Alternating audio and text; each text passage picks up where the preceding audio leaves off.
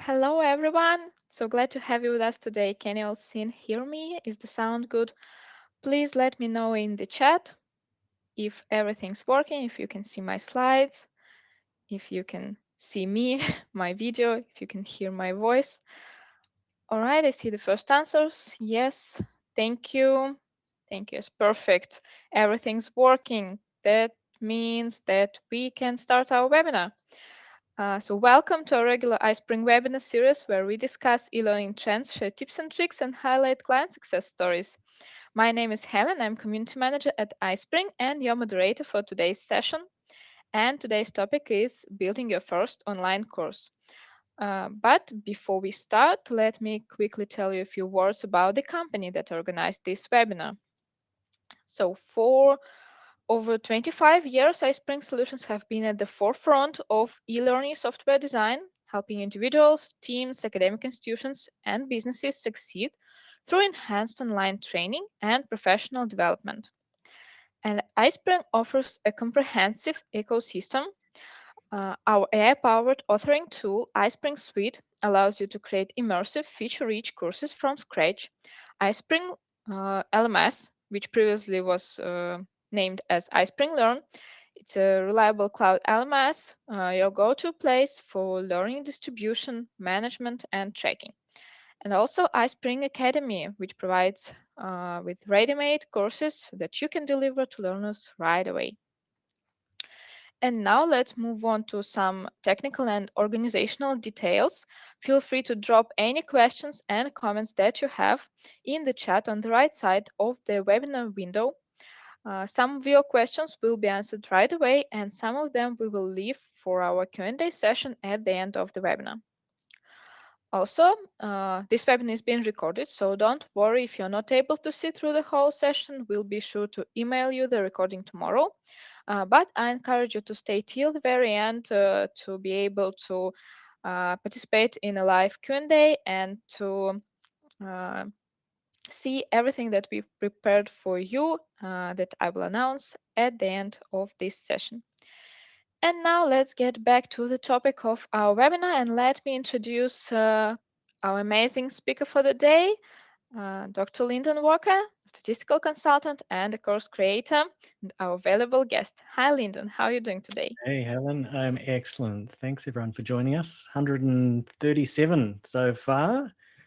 And I think we're ready to kick off. So I will add some slides up here for us. Okay, so thanks so much, everyone, for joining us. Today we're going to be building our first online course, or certainly talking through a lot of the principles. I've got a very ambitious set of content that I'm hoping to deliver to you today. So I will probably be going pretty quick.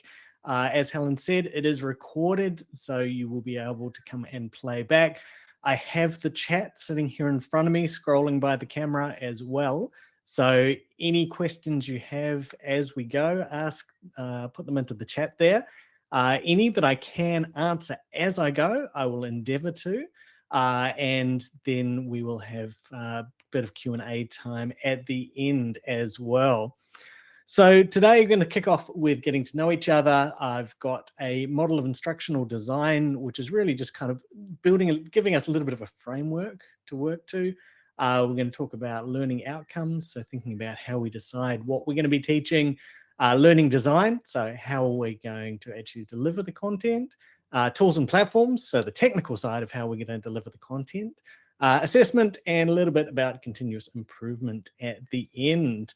Amazing diversity in the audience today in terms of where you're from. Thank you, everyone that is putting that into the chat already. You're almost kind of working ahead of me a little bit. So first thing I always like to do is get to know you a little bit. Please, in the chat box, I would love to know what type of course you're hoping to build or improve on, and what you would like to learn today. If you haven't already said where you're from as well, that's always nice to know. We can see a whole lot of diversity here right across the world, and Northern Hemisphere and Southern Hemisphere as well.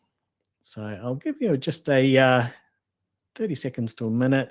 get something into the chat box there. Really helps me in terms of knowing which of the slides and which of the bits of content to focus on more. And when I can, even try and build a little bit of your examples and your domains into what we're talking about. Okay, Nathaniel, HSE, you might need to let me know what HSE is in the context of where you are. So we've got professional and personal development. We've got long form academic courses. That's a lot of my background, so I'll definitely be able to talk about that. Training and home care, agriculture, code of conduct and respect at work. Excellent. Health and safety. Cool. If you are still typing, please carry on. I will see it scroll past me. Looks like we've got a nice bit of diversity here, and I will certainly be trying to cover things in a fashion that is going to give content to all of you, whether you are doing something like corporate training, which just scrolled past, or something where you're building for yourself. Maybe you're an entrepreneur, or maybe you're an academic in an academic environment and building for that. So a little bit about me. I spent more than 20 years in higher education, teaching and researching. Statistics and data science has been one of my main areas, but I've taught finance, worked in education and sociology as well. Originally from New Zealand, I'm now in Melbourne, Australia.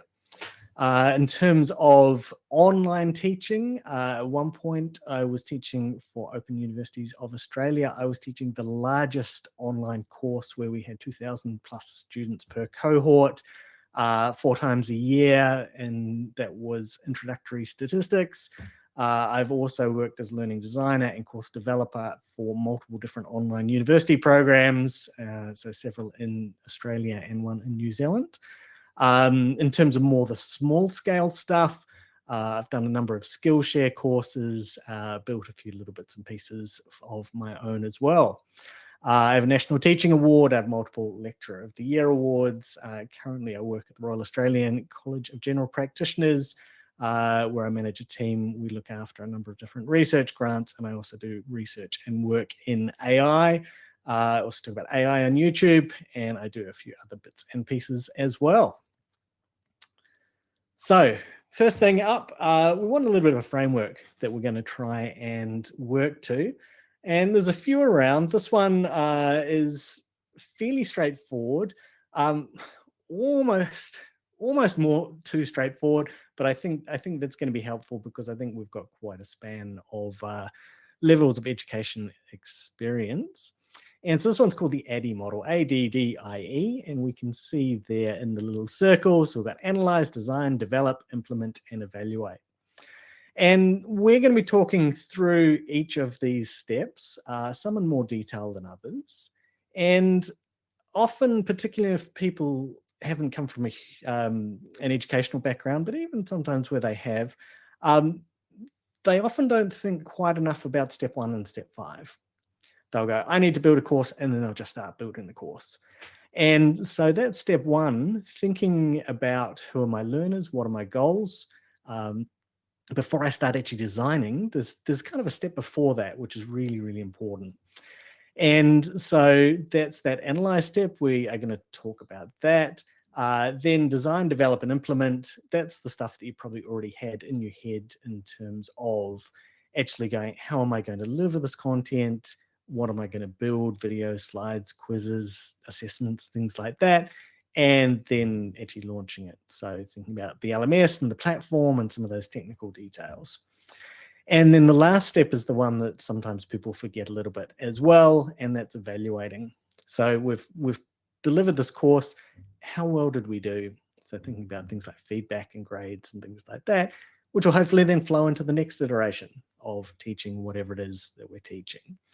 So this is the big framework that we are working to. And so we actually did build, in conjunction with iSpring, a learning design template for you. So we have this, oh, well, in fact, we have it right there. I was about to say that we will send it to you afterwards, but we are giving it to you right there. So that's a Word document, and basically it's just something to get you going with some of those questions. And in my slides, I'll present a few other questions, a few other things that we're thinking about. But this is just a nice little template where you'll be able to load it up, and there's the target questions there. So thinking, who is my audience? What is the gap? What are the prerequisites? So all of those things about thinking before I start building, and then the design of, let's design this thing that I'm going to build as well.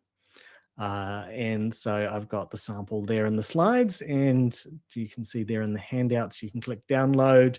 If you somehow lost that, you've got chat, polls, handouts, and you can just flick between those tabs. And so once you've downloaded, you can come back to the chat window, and you will be able to continue to see the chat and ask the questions as well. So that's just a little extra thing from me and from iSpring, which is hopefully going to be helpful for you. So when we're thinking about our online teaching, there can be a number of different reasons that we are actually trying to deliver an online course of some form. And I certainly saw from what you entered into the chat before that we've got a bit of a range there. So it can be things like compliance and HR within an organization. It can be other types of education and learning and development. And again, that could be within an organization. It could be you as a subject matter expert delivering that expertise. You could be sharing your expertise for profit. So you could be some expert. And the last time I delivered this, we had someone that was a martial arts expert and was building an online course to be able to deliver some of what they taught in a dojo remotely as well. For some people, it can be a marketing or a funnel. You might do consulting, or you might have a SaaS business, or you might have something that is a higher end. And actually, the course is kind of the lead-in. The course is either part of the training or it's part of the marketing funnel. It could be something where it's a bigger program of learning. A couple of people mentioned being in academia. So you might be teaching a subject within a degree or a certificate or a diploma. You might also be in an academic institution where you've already been delivering content and say in person or a hybrid mode. And so now you're taking some of that content and moving it online. And certainly through 2020 and 2021, there was a lot of that where we were forced into remote teaching. But even now, I think there's a lot of content where people are still thinking about other ways to extend their audience. So you're going to have a reason for delivering this content, building this course. It is probably one of those. Maybe it's something different. And so what we want to do is we want to think about, I guess, what I've called constraints and parameters. So in the ADDIE model, this is the analyze. And we can think about the things that we might be forced into. So they might be constraints, but there might be things that we can choose as well. And so here is a list, and that template, there's some other bits and pieces as well. So course length. Is this just a compliance course that's maybe something like half an hour long? Is it a micro-credential that someone might do over a few weeks? Is it a subject in a degree? Maybe it has to be 12 weeks long.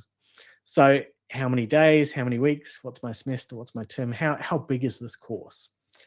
And I would recommend, particularly if you're thinking about this either for marketing or you've got some expertise, and I can see someone there that's an artist wanting to share their expertise and profit from it, is there's a temptation to think that value means bigger. And that's not necessarily the case. It's going to mean more work for you. It's going to mean more work for the learners. And depending on what it is you're delivering, quite often people just want to learn and know the thing.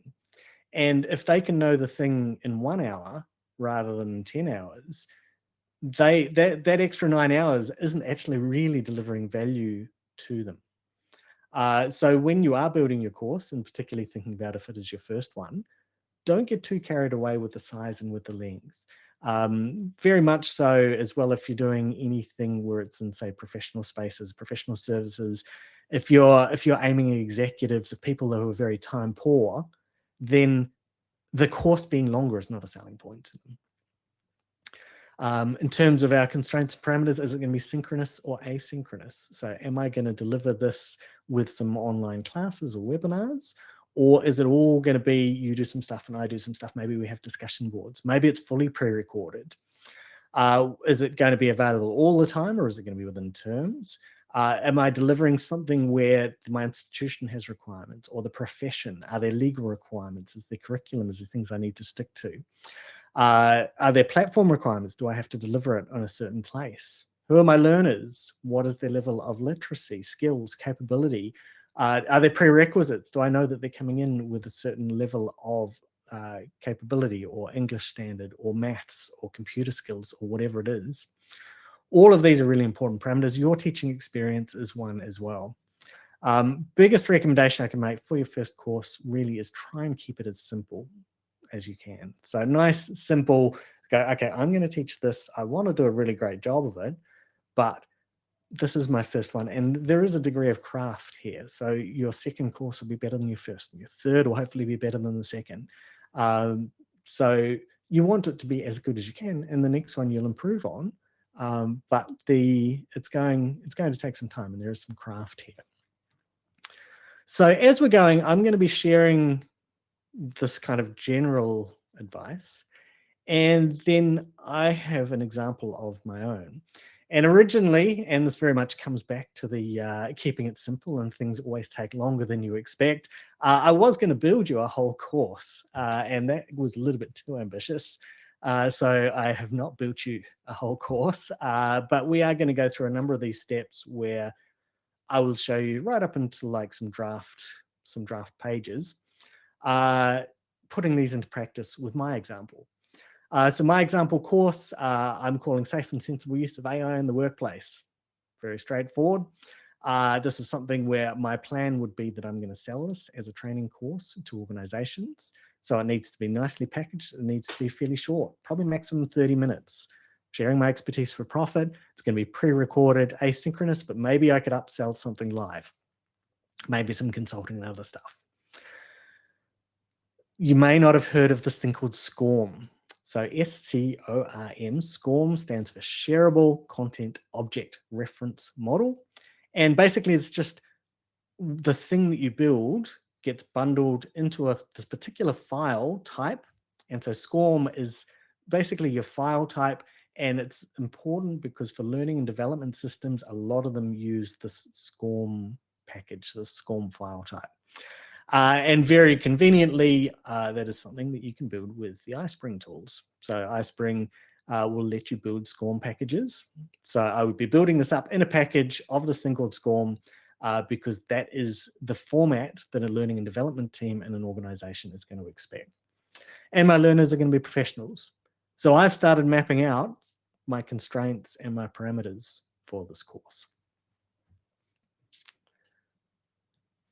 So I've thought about that.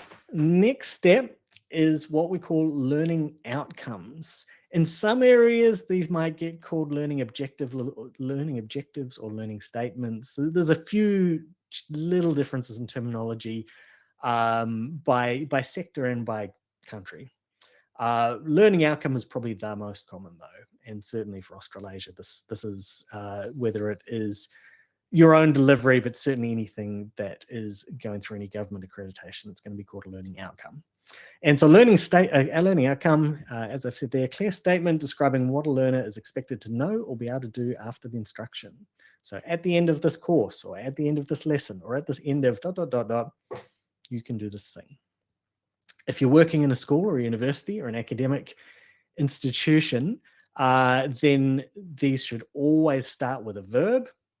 And the verbs that you choose, it will actually match the level. So if I'm teaching at a certificate level, I will use more simple verbs than if I was teaching at a master's level. So something like recall, match, describe, those are fairly simple things we'd get a learner to do. Create, critically evaluate, synthesize, these are things we might be getting an honours or a master's students to do. Whatever verbs we choose, they should be things that you can directly assess. I've done some work for New Zealand and Australia for the accrediting bodies. And one thing that I can tell you will drive any accrediting agent a bit crazy is if you use a verb like appreciate. Because how can I assess someone appreciating? So never use appreciate as your verb. Try and pick something where you can then link it to your assessment.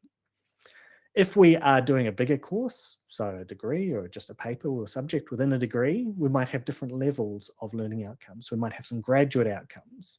Then with your subject will have subject learning outcomes. But then within each lesson or each week, you'll have some lesson outcomes. So the bigger the course gets, you might have some different layers of these outcomes.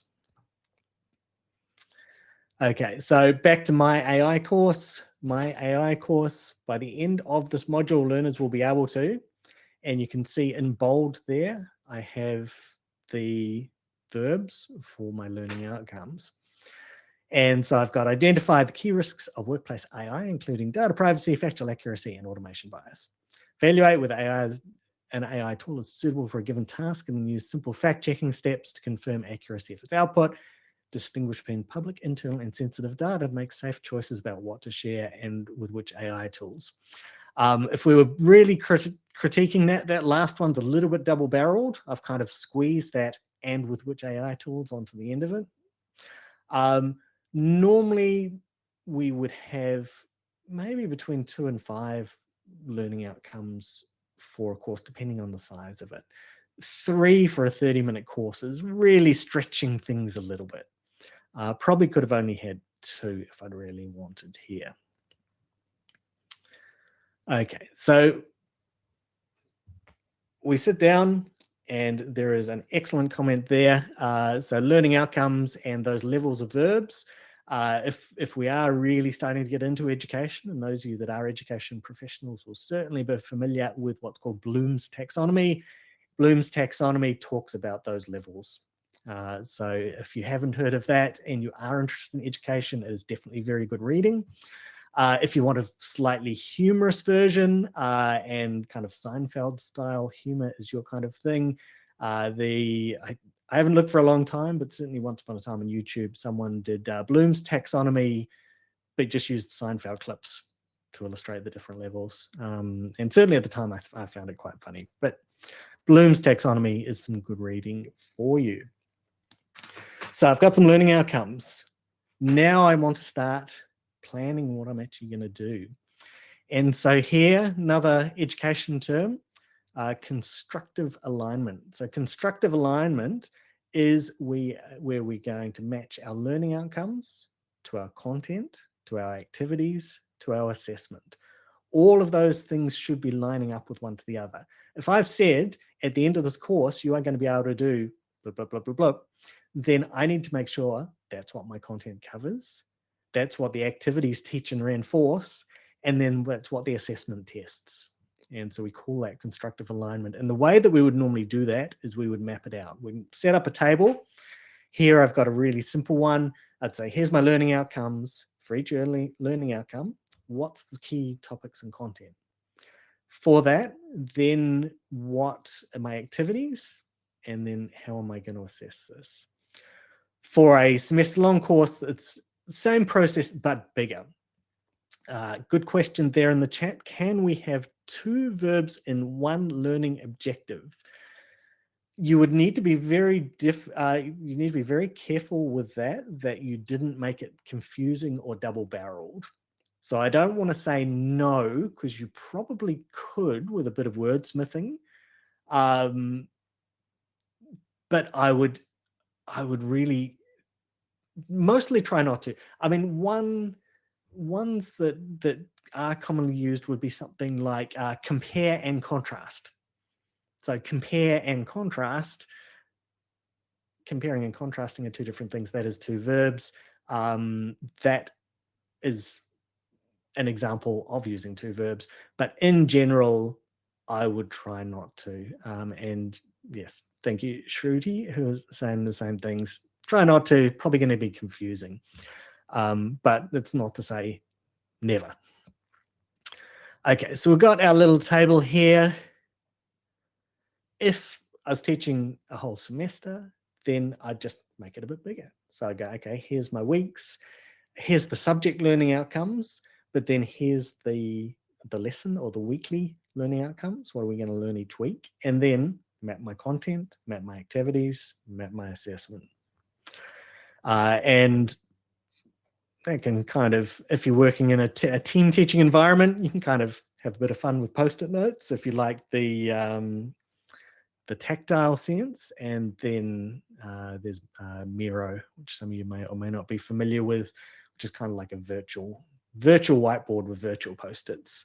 So you can imagine using the post-its, color coding the different things, lining it all up, matching your weeks in a nice visual way, particularly if there's a group of you, being able to look at it on a wall is really helpful. That's probably more for something if you were teaching, say, doesn't need to be a university course, any level course, but like a whole semester subject. Okay, so a couple of slides now, just I guess with some different tips. So as we've done that constructive alignment, we've done the design, we're half a step away from starting to think about building some stuff. Before we do, though, just some things we want to be thinking about. Clear navigation and signposting. Really important that it's easy to navigate your course. Sometimes you might get locked into a learning management system because that is what your institution or where you work uses. If need be, make a video tour, make a map, make it really clear and easy for learners to go step by step through your course. Make sure that it's consistent. So maybe it is introduction, content, activity, summary. However you design it, each module, each section looking the same. It gets really confusing for a learner if the order of stuff or the location of stuff changes. And be really explicit. So really explicit, I've taught you this, now we're going to move on to this. For me, I've taught a lot of compulsory statistics. Learners didn't necessarily want to be there. I spent a fair bit of time explaining this is why you are learning this. Here is where it is leading. Then when we get there, we're here now. Remember when we did this, and signposting back the other way as well. Being as clear and explicit with everything as we possibly can. So in here, a few more other considerations. So chunking is the idea that we want to break stuff down into small digestible bites. 5 to 10 minute videos rather than long lectures, really important. Multimedia principle, if you do want more reading, Myers Cognitive Theory of Multimedia Learning, MAYERS for Myers. There is some research behind that in terms of words that have some pictures or other media with it. People were digesting that better than when it was words alone, which was quite interesting. Scaffolding, so teaching something at a level that learners can handle, stepping up to the next step, the next step, the next step. Teacher presence, so actually feeling there is another human being that is there helping you. And that's one of the things where if it's an asynchronous course, little informal video intros, little introduction to the week, announcements, stuff like that, making sure you're connecting with the learners.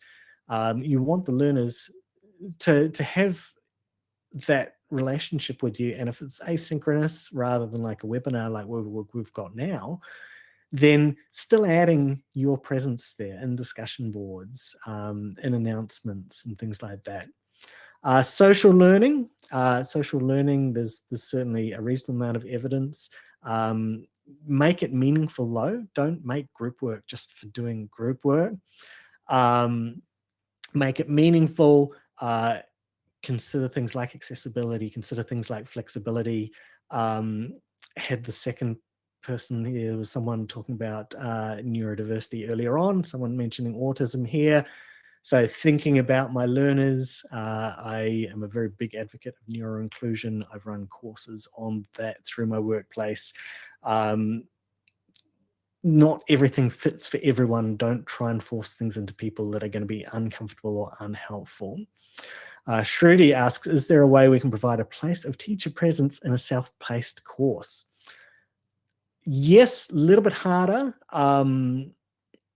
Probably a little bit of video content and automated things. So when someone passes this test or this assessment or this activity, the next section appears. When the next section appears, here's the next message from me. So a little bit harder with the self-paced, but I think it is still possible. And you may be engaging with your learners, depending on the size of the course, through discussion boards or through email or through other ways as well. Excellent question. Okay, back to my course. Here's me mapping out my course. So I've got my 3 learning outcomes there on the left. This being only 30 minutes, being very short, there's not a lot of scope for covering. You really got to get right to the point. So identifying the key risks, I'm going to start off with what is AI and then cover the risks. Yeah, each one you can see I've only got a couple of bullet points there because this is such a tiny micro course. For each one, I've probably been a little bit overly vague. If I was giving this to someone else, I would need to write more. For me, I've given myself enough that when I get to building it, I kind of know what I'm on about. If you are newer, I would recommend being more explicit and writing more if you're working with others as well. But we can see this is really, really, really pretty simple. If we flick to another course, so this was when I was teaching survey research methods. This was in a university, 12-week course. Here is just week 4. So week 4, I had my learning outcomes for the session.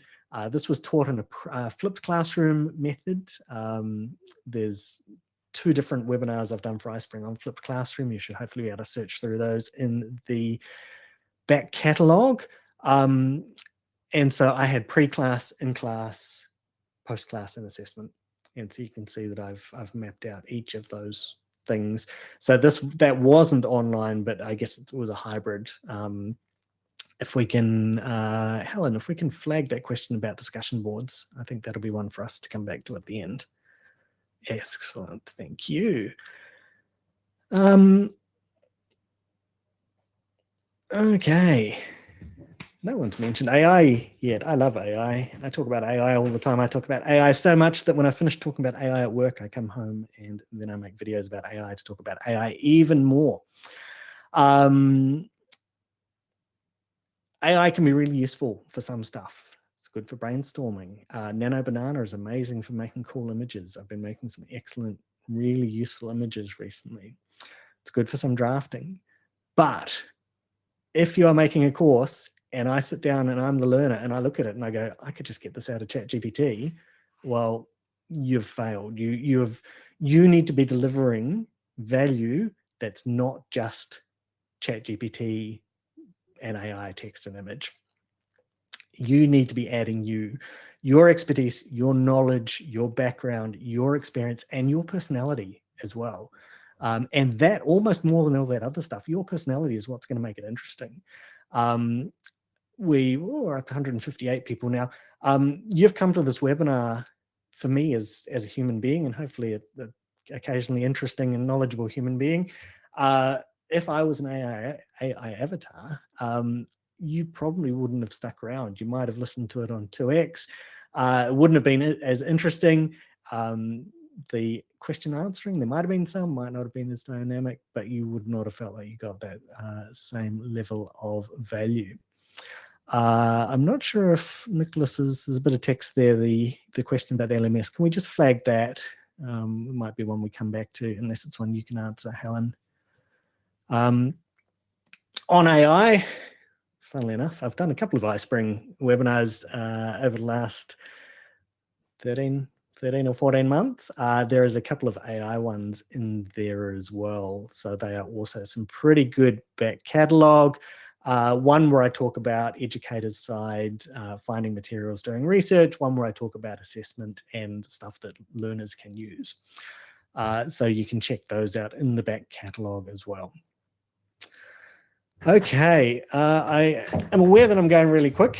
As I said at the start, I would be going quick because I want to cover lots of stuff for you, but you can definitely come back and rewatch. So we've thought about our constraints. We've done the analyze step. We've come up with some learning outcomes. We've done some design work. Now we're going to start building some stuff. So we're kind of in the design, moving into the building. They kind of overlap a little bit because you can't build it until you've really thought about it. Written content.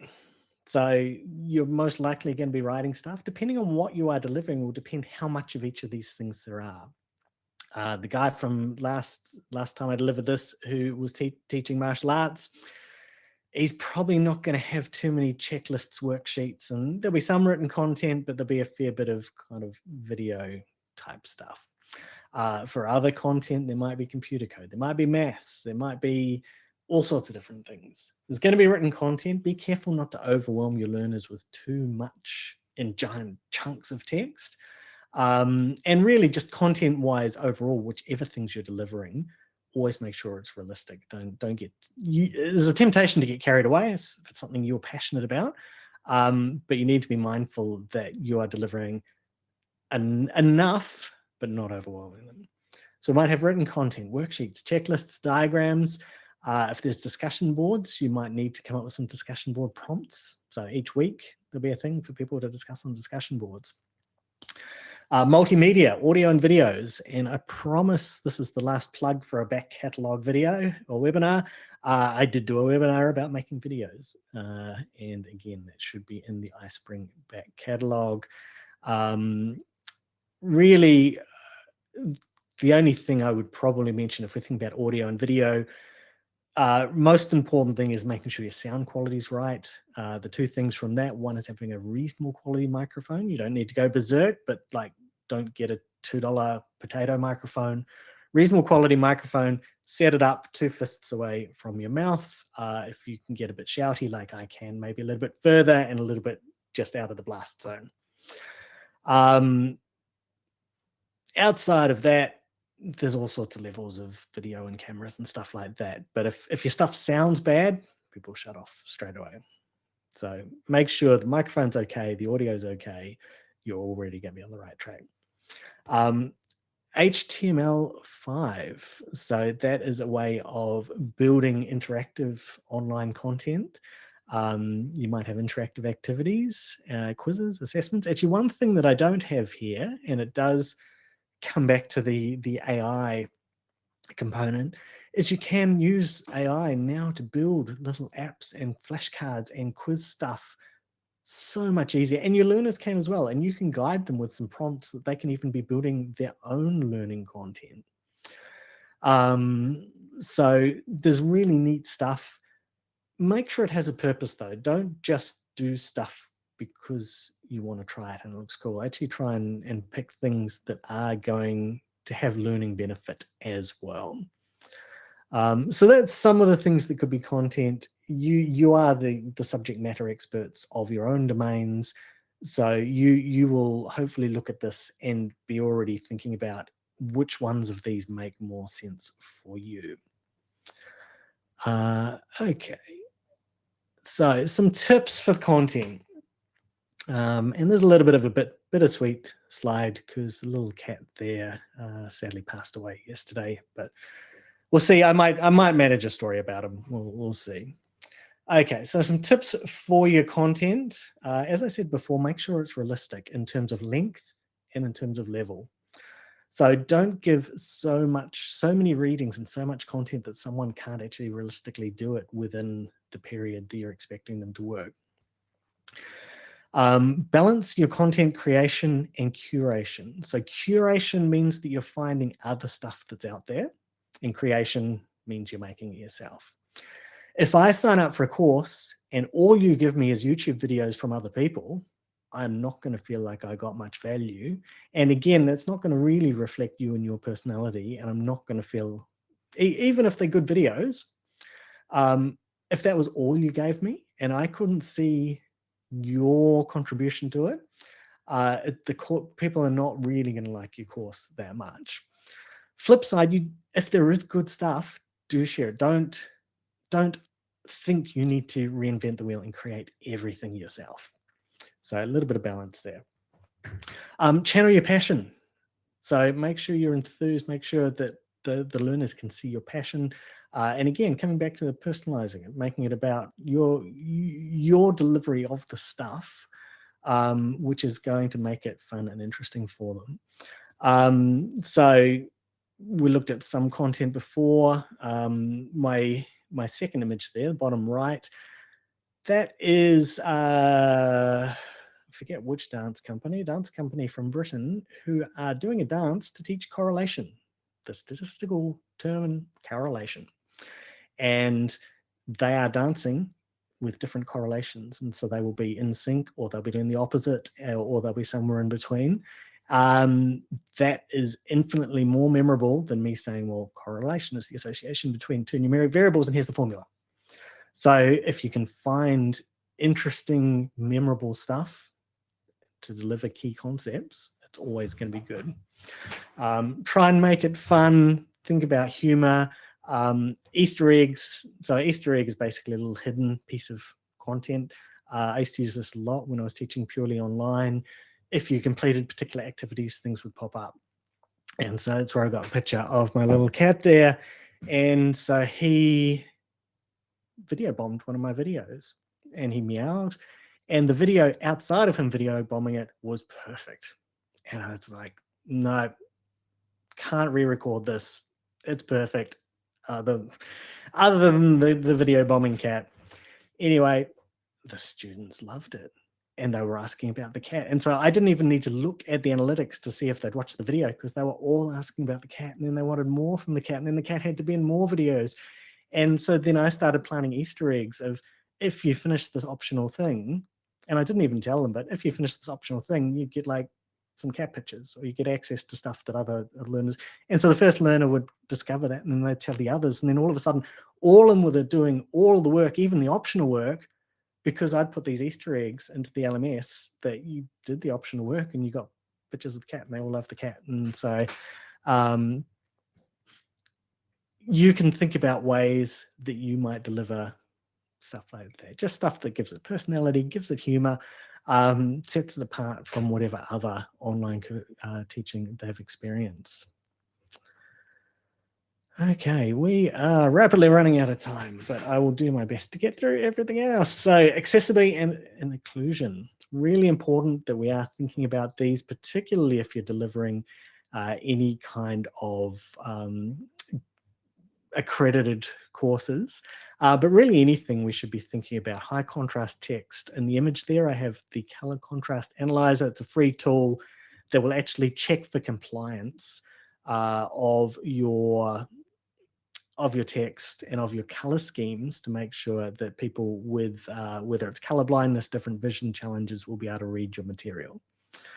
Anytime there's images, putting in alternate text, always put in captions and transcripts for your audio and your video.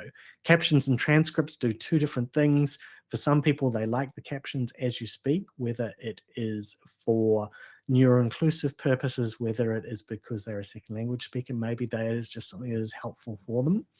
Giving that as they play. Transcript is something that is different again. And is used in a different way. You want both. Shruti, the color contrast analyzer, CCA, is the one that I've got on the screen for free tools for checking color schemes. Be consistent with your structure and your layouts. Be careful with only using color as like color coding. Because there may be people that don't have that good differentiation of color. If you can, test with assistive technologies. So does my stuff work with screen reader? And sometimes it's stuff that if you didn't have experience in there, you wouldn't know. So stuff like emojis. Emojis are miserable for someone that is using a screen reader. Any kind of ASCII text kind of character stuff is as well. So really trying to think about your learners, deliver something. Some of this is something you might need to kind of build and fix over time, but really important stuff. Okay, if we are delivering synchronous, if we are doing online classes, don't just lecture them. I know that we're kind of doing that here. It's mostly me talking at you, but we do have the chat. You are asking questions. I am hopefully answering most of them as I go. And certainly we will aim to come back to the ones that we've missed. But wherever you can, make it synchronous. Make sure there's activities, interaction, questions, feedback. If you're in Zoom, use the breakout groups for group activities. Some amazing collaborative cloud tools out there as well. So earlier I showed you Miro for doing that design work. Miro is pretty amazing, where you can just get the groups doing virtual post-its onto virtual posters, and then you can do virtual poster presentations. So we've got an example there of that. But even if you don't have tools like Miro, if you're on a budget and you're just looking at free stuff, I was teaching finance. We were doing valuations of startups. Here's a whole lot of details of 2 different startups. This is just in Google Sheets. All of the learners and myself logged into the same Google Sheet. And then we were voting and working. And then we had some different tabs to be kind of doing some working in, coming back to the main one. So Google Docs, Google Sheets, as long as, I mean, if you have 161 learners, everyone in one Google Sheet's probably a little bit chaotic. But if it's smaller group classes, even just your Google Docs or your Office 365, if that's what you're working in, those cloud things where everyone's there together, you can do some pretty creative stuff. Okay, so some platforms and some authoring. So we've thought about our analyze step. We've done our design. We've thought about our content. Now we need to think about some tools. So authoring. I mentioned SCORM before, and I mentioned HTML5. Those are 2 very popular formats. iSpring, Articulate, and Captivate are kind of like the big 3 in the area for building these e-learning objects. iSpring are sponsoring today, but iSpring, just aside from that, are really handy, and I'll show you a shot in a second, because they are, if you've come here not via iSpring, you weren't familiar with it, basically it gets added as a ribbon in PowerPoint, and it's like working in PowerPoint, but you can now do a whole lot of authoring stuff as well. And so if you or if your team don't really want to learn a new platform, it's all on PowerPoint, so it's all really familiar. So that's authoring. Distribution, depending on what type of site, if you're working at a company, if you're doing this as you personally, lots of different ways you could be doing this. So you've got LMS, Learning Management System, iSpring, Canvas, Moodle, Blackboard. There's some enterprise platforms, so SharePoint, Teams, Google Classroom. If you are just an entrepreneur trying to deliver stuff, then Thinkific, Kajabi, Teachable. There's heaps of these things out there. There's the marketplaces, so things like Skillshare and Udemy. You don't make a lot of money out of those for the most part, unless you already have a really big audience coming there from somewhere else. And I think that the heyday of them making anyone money is really kind of gone. As somewhere to practice, to make a little tiny course and just get a bit of practice of making some video, putting it up, sharing it, getting it to quality, because they have quality controls on those sites, not too bad. If you're a little bit more technical, you can even make a WordPress site and use some learning. There's some plugins and things that you can use to kind of make it more like a learning platform. So here's an example of iSpring. We can see that I'm just there in PowerPoint, and I just have one extra item in the ribbon for iSpring. And so we can see we're back to my AI, safe and sensible use of AI subject. And you can just see that I'm just building those slides, but some of those slides have got embedded video. Some of those slides have got interactive elements, so hotspots or timelines or point and click or stuff that someone can interact with. When I finish, then I would just export that into the mode that I wanted, and then that's my course. Okay, so assessment. If you are working in a university or you're working in an accredited environment, then assessment is going to be vital. If you're doing this, say, just as marketing or as compliance, then so if you're doing compliance, assessment's still important. If you're doing it as kind of marketing or something like that, you might kind of go, oh, do I really need assessment? Assessment's going to be invaluable for your learners to know whether or not they have acquired the skills that you promised them from your learning outcomes. And it's going to be valuable for you as an educator to see whether your material is actually sufficient to meet that goal. Did my learning material, did my course teach these people this thing that I said that I would teach them? A little bit more education terminology here. So we've got formative assessment, summative assessment. Formative assessment is activities where the main goal is the feedback. Summative assessment is where it is grades for a mark and for passing and stuff like that. You could have something that is summative, it's worth marks, but you still get feedback. So there is a little bit of a overlap sometimes on them. To my mind, you should be aiming for a good level of rigor and quality, even if you are just doing short courses or compliance or things like that. When you don't, it's really to my mind, and I've talked to a lot of people about this, and I don't think I'm alone, and I think a lot of you hopefully will agree. If you've ever sat down and you've done an HR or a compliance workplace course, and you get to the end, and as nice as it is for one of the questions to be, should you take bribes? Yes or no? You're really being quite disrespectful to your learners. There might be times where you have to ask a question that's a bit silly for a compliance reason, but you really should make it meaningful and be respectful to your learners in terms of delivering some assessment in a way that is actually assessing them, giving them feedback, and really testing that learning. The exact way that you go about it, lots of different ways, but we always want to be thinking about our assessment principles. So we want to make sure that it's valid. So valid means that it's measuring the thing we think it's measuring. It's reliable. So if I measure and I get a figure for you, someone else tests you, that's going to be consistent. It's fair and equitable. And so sometimes you might need to think about learner backgrounds and challenges and any other biases there. It's transparent. So learners should know what's expected of them. So things like rubrics, criteria, standards, exemplars, this is what you should be trying to produce, and it should be possible. So those are some pretty good principles, thinking about your assessment you're delivering, am I ticking those boxes? And the way that you go about it, you got quizzes, assignments, discussion boards, in-person exams potentially if it's something with more budget. You can get a little bit more creative. You can get them doing videos, presentations, pitches. Viva Voce is like an oral exam, so interactive oral exam. You can go even one more step in terms of creativity and get them doing digital storytelling, multimedia projects, simulations, role play, concept mapping.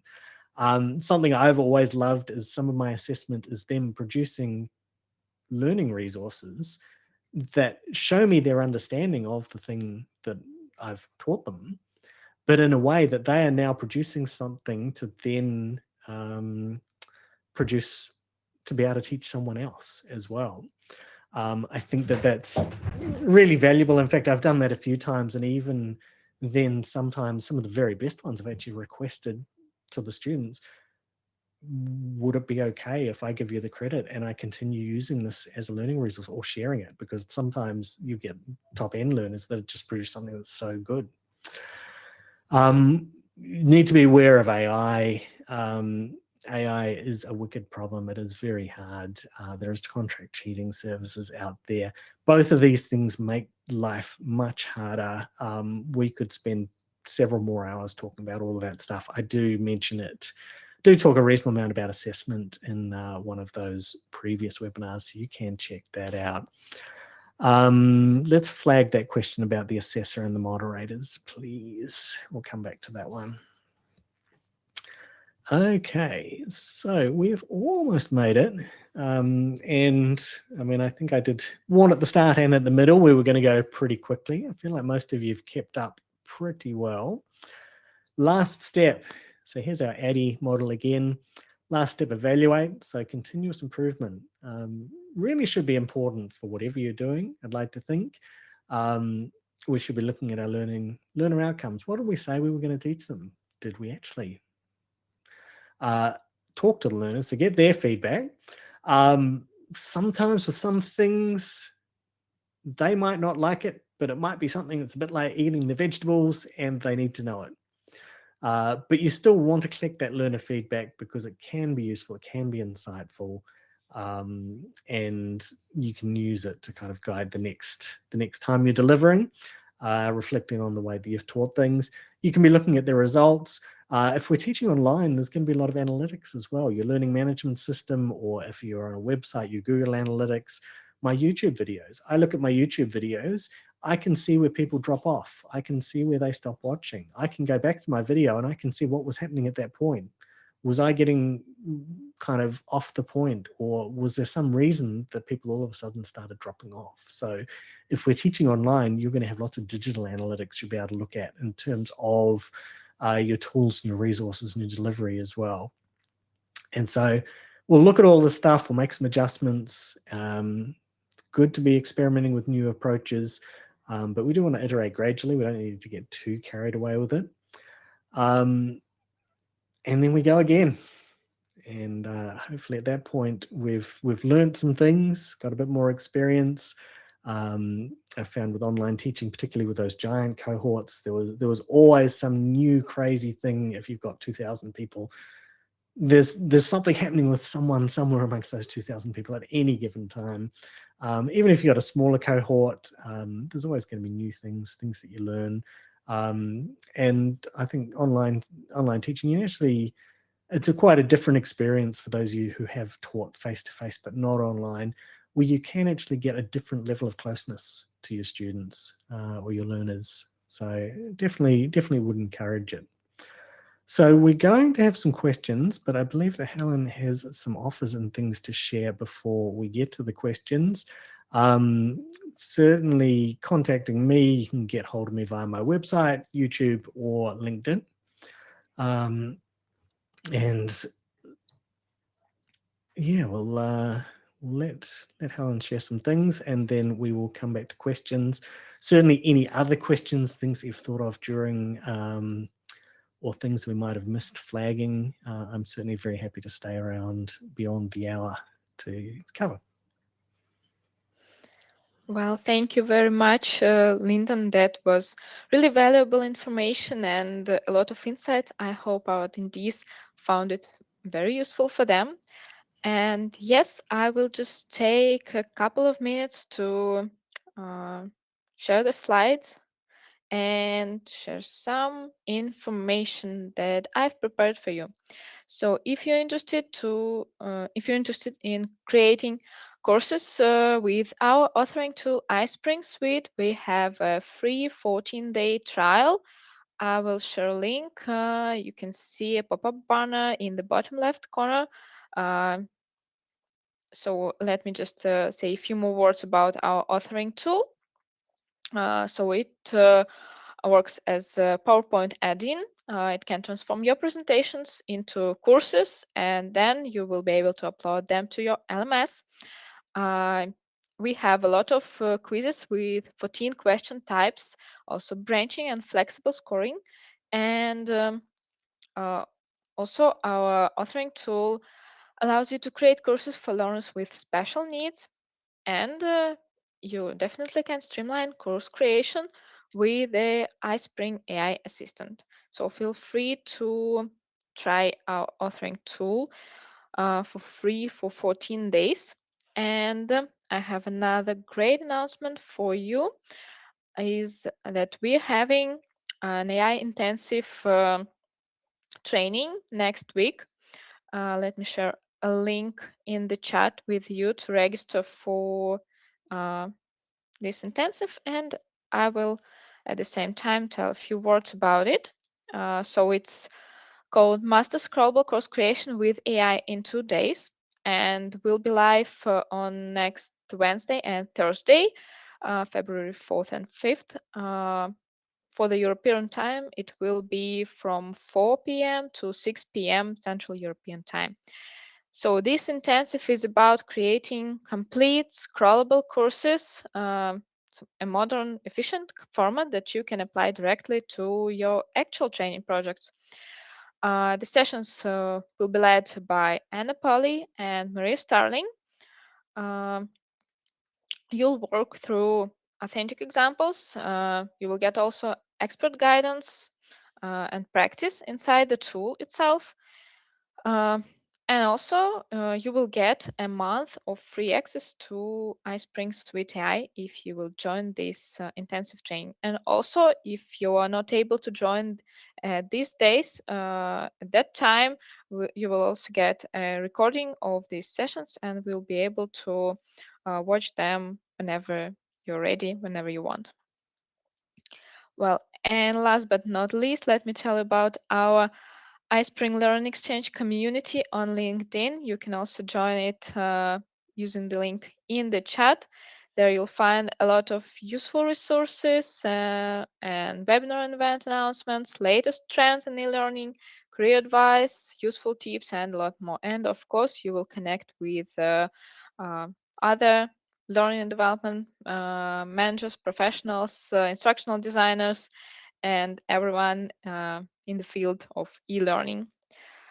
Well, thank you everyone, and let's move on to our Q&A session. Cool. So we'll start with the ones that we flagged. So I've got four here that I flagged. I filtered them up. So we had Dr. Mohan Yudin, if I pronounced that right. Can we use discussion boards as an assessment method as well? Yes, that is certainly online education. For a long time, people have used discussion boards, interaction, posting, things like that. You would need to think really carefully about how you do it in the age of AI, that you don't just have your learners having chat GPT sending messages to each other. So you'll really need to think carefully about what you ask. If it can be things where they are sharing their own experiences from like in inappropriate ways, so workplace or whatever, whatever it is, something that they can't just chat GPT it up. But yeah, discussion boards you can use as assessment. I guess also making sure that it's meaningful. Don't just have them doing discussion board posts for the sake of it. Next one, wondering about the evaluation part of iSpring LMS. So if you decide upon an assignment as an evaluation, I think that was more of an iSpring question that I think you maybe answered, Helen. Yes, definitely. We discussed with Nicholas in private messages during the webinar that I will check information with our tech team, and we'll get back with information via email after the webinar. Okay, excellent. Then we had Petunia. Do you need external assessor and moderators? So that's definitely a decision for your institution, and it depends what you're teaching and how. So certainly, say if it was a master's in Australia, at least a master's course at a university, then the thesis would have external examiners. A moderator, even if we're not in an accredited environment, we might not have a kind of a formal moderator, but having someone that can give a very rigorous proofread and check of your materials is going to be really valuable. So I would be thinking about, even if you don't have to have external assessors and moderators, having someone outside of the environment but who has the appropriate combination of domain knowledge and or education knowledge, depending on whether they are assessing and giving you feedback about your domain or about your delivery, I think is quite valuable if there is the budget for it, particularly as you're getting kind of bigger and more advanced. And then so Shruti has asked, could you share your thoughts on use of and I'm going to say Gagnes, I'm not sure on that pronunciation as well, 9 principles in content writing. And so I might actually drop a summary of that. Let's see how it goes. Oh, there's only so much that the text box will have. If you type in Gagnes 9 into Google, the Google AI summary is pretty good of the 9 steps or the 9 events. Some places it seems to be the 9 events. And let me just run through those. Gain attention. Inform learners of objectives, stimulate recall of prior learning, present the content, provide learning guidance, elicit performance, provide feedback, assess performance, enhance retention and transfer.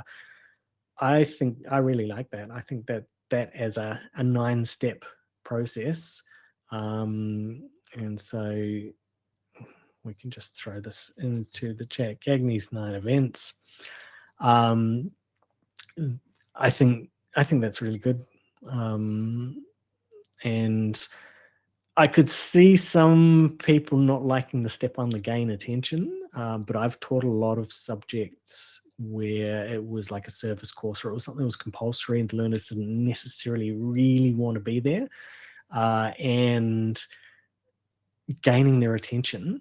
But even if people do want to be there, if you think about gaining attention as explaining why you're learning the thing that you're about to learn, I think is really valuable. So I think that's a good reference. And yeah, if you Google that up, you can see some good summaries for other people. Okay, we've had a few other ones scroll past in the meantime while I had the filter on. Where can we write more questions? Into the chat. The question about me coaching the All Blacks. I've been in Melbourne long enough that I'm probably more of an AFL aficionado now. I don't know that I would add a lot of value to the All Blacks. What about if you don't use it for academic and teaching, but rather for employee training and onboarding? Excellent question. So I think a lot of what I covered today, if we were thinking about employee training and onboarding, would still count, even through to assessment. So I don't know if your question, Thato, was over like just everything, or if you were specifically talking about assessment. But if we think about an employee has just started at your organization, they don't know. I mean, hopefully they know a little bit about the organization, but there'll be lots they don't know. And so you've delivered some training and onboarding to them. You definitely want to assess that because that's going to give them the assurance that they now know the stuff they need to know. And it's going to give you as HR or whoever's doing the onboarding some reassurance that they have now learned the things they need to learn. So I definitely think the assessment is important. All of that design of the thinking about design to be able to teach or transmit that information is going to be important. Making sure it's interactive, just from an attention point of view, is really valuable. So yeah, I would say all of the principles, if it's employee training and onboarding, really still carry over. Do I have a website, podcast, LinkedIn, etc.? Yes. drlyndonwalker.com, youtube.com/Dr. Lyndon Walker, and on LinkedIn, funnily enough, Dr. Lyndon Walker. You should hopefully be able to search me up quite quickly and easily on all of those, as Thato has just done. So yes, absolutely feel free to connect with me on any or all of those platforms. If we create a course in this test period, could we keep the course on your platform? That's a question for you, Helen. Yes, you will be able to download the course in a SCORM format or any other format and save it in any learning management system or wherever you want, but you won't be able to open it without our platform, like in editing mode. Cool. Thank you. Next question. Are we allowed access to recording? 100%. You will all have access to the recording of today. Shruti had a follow-up on the 9 steps with commentary of sometimes that makes the content lengthy. And that's definitely an important consideration. I would still be aiming to do all of those things. The level of how concisely I can communicate some of that stuff, if I'm kind of shorter, if I have shorter time lengths, I might need to kind of get some of them pretty condensed. But yeah, definitely some good steps. But yeah, content length, just as I was saying about things being realistic for people to be able to actually get through, is important. Okay, I think hopefully I've covered all the questions. That's definitely all the ones that we've flagged and all the ones that have come in the last little bit. If there is any last questions, very happy to answer them. Otherwise, thank you very much, everyone that's coming. We've still got 122 people here, which is amazing. Hopefully this has been valuable to you. And yeah, we'll give it, I guess, another 10 seconds for any, 15 seconds for any last questions before Helen clicks an end button. We all disappear. Oh, Yeah, I looks like see. looks like The question for follow-up you. question. uh, Following question about the free trial. Once trial expires, is my content deleted? Or if I get my managed to purchase license after 2-3 months, will I still get into the e-learning I created before while in free trial? I'm not really sure that a content will be saved in the platform, but definitely if you will download all content that you've created and you will save on your device, uh, then once you purchase the license, you will be able to open all this content and it will work. I hope this answers the question. And I think that was the last question for today. Thank you, everyone, for um, attending this session. And thank you, Lyndon, for sharing all your knowledge with us. I hope to see everyone and especially Lyndon. I hope to see you at our future webinars and events to share more with our Yeah, attendees. Well, absolutely. thank you, everyone, once again, and have a great rest of your days. Thanks, everyone.